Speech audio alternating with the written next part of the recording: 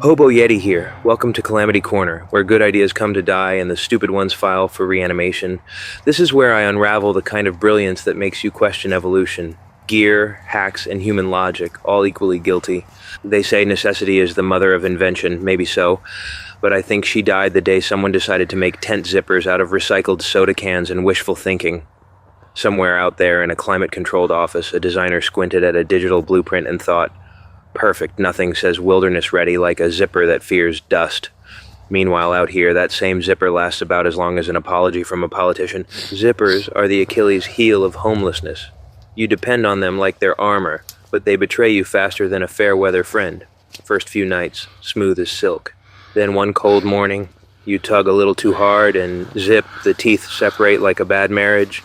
Mud splatters, wind laughs, and your shelter, rated for all seasons, becomes a suggestion. The zipper doesn't just fail, it mocks you. It waits until the rain hits sideways and the wind smells like regret before it jams up for good. If you buy a Walmart tent, you can mark its lifespan the same way you'd mark a carton of milk. 3 weeks if you're lucky, maybe a month if you whisper kind words to it. Some genius thought it'd be clever to design doors that unzip down to the ground, right where you step, dragging every grain of dirt straight into the teeth. Every time you open it, you're seasoning the zipper with gravel. It's like sprinkling sand into a pocket watch and wondering why time stopped working. Then there's the ultralight crew. Those guys who shave off grams like it's a religion. Tiny zippers with microscopic teeth, all in the name of efficiency. You know what's efficient? A zipper that doesn't explode the moment a pine needle looks at it funny. I've seen sleeping bags with zippers so huge they could anchor a small bridge. Those things glide like butter on a hot skillet. But no one's putting that on a tent because that would make sense, and sense doesn't sell. People have their miracle fixes: soap, candle wax, Vaseline, all temporary, all messy, all smugly suggested by folks who've never spent a wet night under nylon. It's like being told to manifest warmth when you're freezing.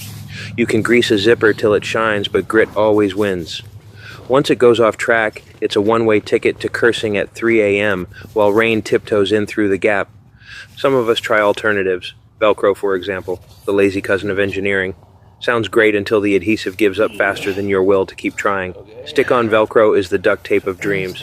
Good for a day, maybe two, then you find it clinging to itself like a bad relationship. Safety pins are the old standby. You hunch over, poke through the fabric, and convince yourself this is temporary.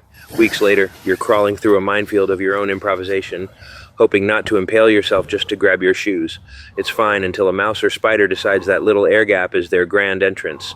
They make zipper repair kits too. Nice theory. You're supposed to cut open the end of your tent, slide on a new slider, and sew it back shut. The kind of task that assumes you have electricity, tools, daylight, and optimism. All four luxuries hard to come by in a rain-soaked camp. And even if you do pull it off, congratulations. You've reinstalled a slightly shinier version of the same failure. I once thought magnets might be the answer. You know those, as seen on TV screens, that close behind you with little magnetic clicks? Seemed genius until the first gust of wind turned my doorway into a Scooby-Doo episode, flapping like a haunted curtain right before someone yells, "Rut row," and runs for their life. Great for bugs, not for weather. Every fix just invents a new failure. Pins rust, Velcro peels, magnets part ways like a bad prom date. So what's left? Buttons, maybe a zipper-free portal, like a plastic hatch baked right into the tent wall, a little doggy door for desperate humans. In theory, you could make it.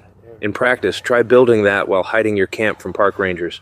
Nothing says low profile like hammering a custom door frame into your dome tent. Out here, attention is the most dangerous material to work with.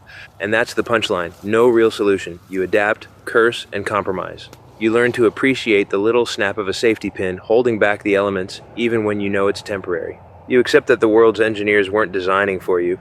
They were designing for weekend campers who think roughing it means no Wi-Fi. Every broken zipper becomes a kind of lesson. About limits, about design that wasn't meant to last, about how survival is less about fixing things and more about outlasting what breaks. Maybe the real fix is lowering expectations till reality feels like a win. So yeah, zippers. The smallest part of the tent, and the one that always tells the truth first. Not everything that keeps you safe is built to last, but if you can laugh while it fails, you're probably doing something right. And so that's insanity with a warranty voided. No mercy, no regret. Just another day surviving genius gone wrong.